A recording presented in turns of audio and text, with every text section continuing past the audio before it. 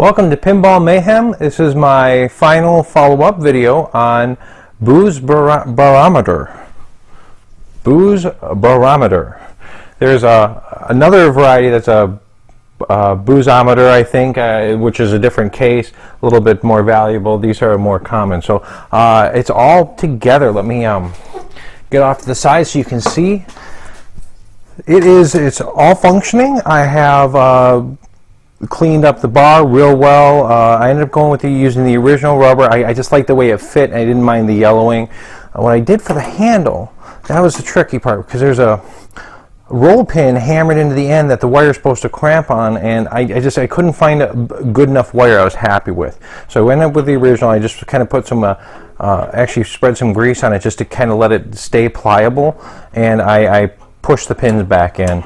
But between that bolt and the wire, rather than having it connected, so if someone does start turning this, I put a spring in there. So the spring is mashed against the wire connections and mashed against the handle. So therefore it's just not going to break again.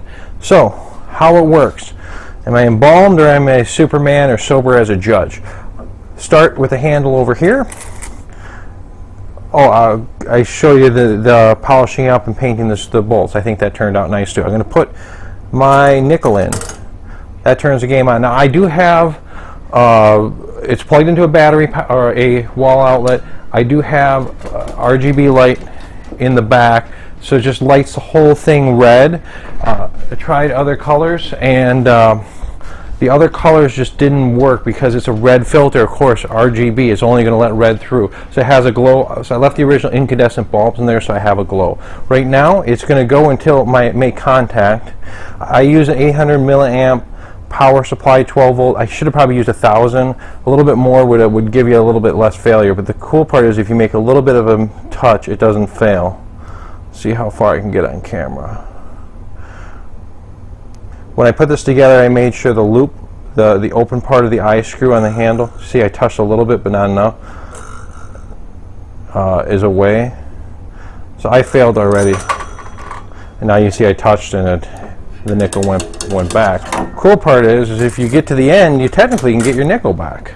So if you get to the end and at any time, get your nickel back. So let me show you the inside of it all together. This has been cleaned and waxed. It's the new wooden base. That which we made. The inside, show you what I did. That's my light strip. I kind of followed the angle, and when I put the nickel in, I have it go to white. It's a little brighter, but really the red filters everything out. So we can see the lights here. I didn't have to modify anything. I just tied it into where the power would hook up, and used bolts, left the original spades on there. I didn't want to cut anything, and to plug it in the power, I could always go back to battery easy. So my RGB goes to the power positive, so I had to make sure I wired this in a way that it would work. So because this is DC, it doesn't the lights in the relay don't matter what orientation they are in the bell. So I hooked up the blue and the green to the light bulb power, ground, and then I hooked up the red to power on all the time, so it's plugged in. Really simple. You see the nickel's in there. The nickel's sitting in this mechanism, in this coil, and so this switch is letting the game be on. So when I ground it, hear a little bit of a bell. That's where I should have used a little bit more amperage on a power supply. I can change that at any time just by pulling this wire out and hooking it back up. I did mark which side I wanted to be positive with a little bit of yellow tape, because yellow is, you know, DC universal for 12 volts. I did also have to notch the striker for the lock in order to fit on here. I did that with the panel out, because I was able to then notch it and fit it, and if it jammed a little bit, I could work it from the inside. Panel, I cleaned the back with Novus 2 and Novus 1, cleaned the front with Novus 1 as well. For the feet, I ended up just putting some felt pads. I was going to get the nylon ones or the rubber ones that stuck up higher. I just didn't want that. I wanted the nylon, just something. You want something, because if it's a little bit uneven surface, you don't want it rocking too much. So I just put the felt pads in there. I think that's going to work real great, putting it on the bar.